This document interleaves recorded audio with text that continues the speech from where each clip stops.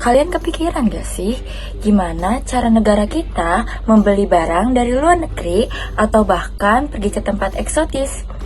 Ternyata jawabannya ada di hal yang sering kita anggap remeh, yaitu devisa. Ayo kita bahas apa sih devisa itu? Di video ini kita akan membahas lebih lanjut tentang devisa. Nah, ada 4 poin yang akan kita bahas. Yang pertama ada pengertian devisa, yang kedua ada fungsi devisa, yang ketiga ada sumber-sumber devisa, dan yang keempat ada jenis-jenis devisa. Mari kita bahas yang pertama tentang pengertian devisa. Devisa adalah sejumlah valuta asing yang digunakan untuk membiayai kegiatan perdagangan internasional. Dengan kata lain, devisa adalah mata uang asing yang digunakan sebagai alat pembayaran untuk transaksi antara suatu negara dengan negara lainnya. Berdasarkan sumbernya, devisa terbagi menjadi 2. Yang pertama ada devisa umum. Devisa ini berasal dari aktivitas ekonomi yang menghasilkan mata uang asing. Contohnya, ketika turis datang ke Bali lalu berbelanja menggunakan mata uang asing. Lalu contoh lainnya ada Indonesia mengirim barang ke luar negeri atau ekspor. Yang kedua ada devisa kredit. Devisa ini berasal dari pinjaman atau bantuan dari luar negeri. Contohnya ketika Indonesia mendapatkan bantuan dari Bank Dunia untuk membangun jalan atau proyek lainnya. Setelah kita membahas pengertian devisa, lanjut yang kedua kita akan membahas fungsi-fungsi devisa. Apa saja sih? Teman-teman, devisa ini memiliki beberapa fungsi penting dalam suatu negara, terutama dalam kegiatan ekonomi internasional. Di antaranya yang pertama, devisa sebagai alat pembayaran utang luar negeri. Devisa digunakan untuk melunasi pinjaman atau utang negara ke luar negeri. Negara tidak bisa bayar utang tersebut atau pinjaman tersebut dengan menggunakan rupiah, tetapi harus menggunakan mata uang asing seperti dolar Amerika. Contohnya, ketika Indonesia memiliki pinjaman atau utang ke Bank Dunia maupun Jepang, maka Indonesia harus membayarnya dengan devisa yang telah disepakati bersama seperti dolar Amerika maupun yen. Fungsi yang kedua, devisa sebagai alat pembayaran transaksi internasional. Devisa digunakan untuk membayar barang atau jasa dari luar negeri seperti impor bahan baku, mesin, ataupun produk teknologi lainnya. Contohnya ketika Indonesia mengimpor minyak dari Arab Saudi ataupun membeli pesawat dari Amerika, pembayarannya harus dilakukan dengan menggunakan dolar Amerika. Jadi setiap kali kita mengimpor barang dari luar negeri, maka kita pasti membutuhkan devisa. Fungsi yang ketiga, devisa sebagai alat pembiayaan kegiatan luar negeri. Jadi, devisa juga digunakan untuk membiayai kegiatan pemerintah Indonesia di luar negeri, seperti biaya operasional KBRI, misi kebudayaan, bantuan kemanusiaan untuk negara sahabat, serta beasiswa LPDP. Intinya, di sini pemerintah membutuhkan devisa untuk membantu menjalankan hubungan diplomatik dan kerjasama dengan negara lain tanpa terganggu masalah keuangan. Fungsi yang keempat ataupun yang terakhir adalah devisa sebagai sumber pendapatan negara.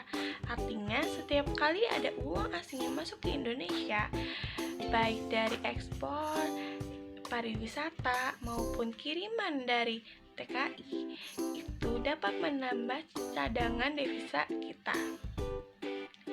Jadi semakin banyak devisa yang masuk, maka semakin kuat juga ekonomi suatu negara, karena pemerintah mempunyai cadangan untuk membiayai kebutuhan internasionalnya. Nah, itu dia fungsi-fungsi devisa. Selanjutnya, yang ketiga kita akan membahas sumber-sumber devisa. Yuk kita bahas. 1. Ekspor barang.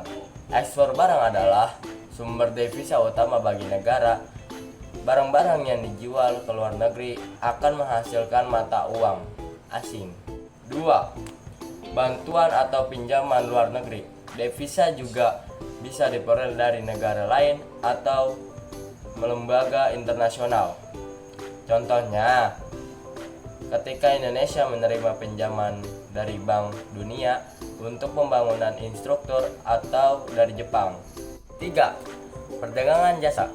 Negara juga bisa memperoleh devisa dari ekspor jasa. Contohnya, jasa perlengkapan pembangunan, asuransi ekspedisi, atau jasa tenaga kerja Indonesia. 4. Kegiatan pariwisata.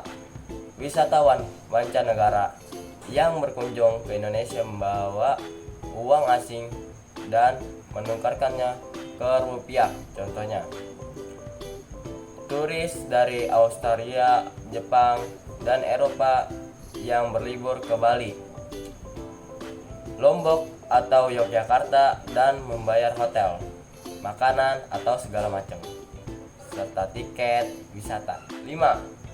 Hibah dan hadiah dari luar negeri. Kadang suatu negara menerima sumbangan atau hadiah berupa uang asing dari negara sahabat atau lembaga internasional.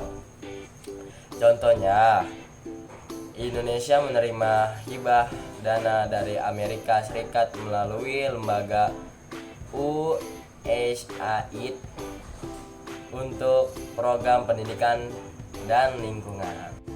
6. Negara yang bekerja di luar negeri atau tenaga kerja Indonesia. Nah, itu sebagai ininya ya. WNI yang bekerja di luar negeri mengirimkan uang ke keluarganya di Indonesia dalam bentuk valuta asing. Semua kegiatan tersebut membantu menambah cadangan devisa negara dan memperkuat stabilitas ekonomi nasional. Wah, banyak juga ya sumber-sumber devisa. Setelah kita membahas pengertian, fungsi, dan sumber-sumber devisa, yang terakhir kita akan membahas jenis-jenis devisa. Mari kita bahas. 4 jenis-jenis devisa. Devisa juga terdiri atas beberapa jenis, yaitu 1. Valuta asing, yaitu mata uang asing yang dapat diterima hampir di semua negara di dunia. Contohnya, dolar Amerika Serikat, yen Jepang, Eropa, dan pound sterling Inggris. Valuta asing inilah yang paling sering digunakan dalam transaksi nasional. Yang kedua, emas.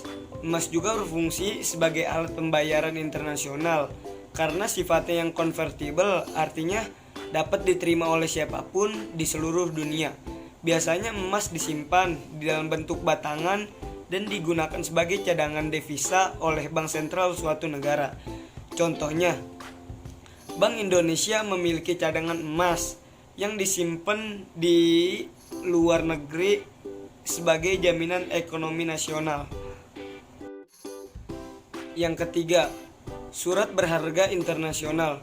Surat berharga ini digunakan dalam transaksi antar negara, misalnya dalam hubungan dengan lembaga keuangan dunia.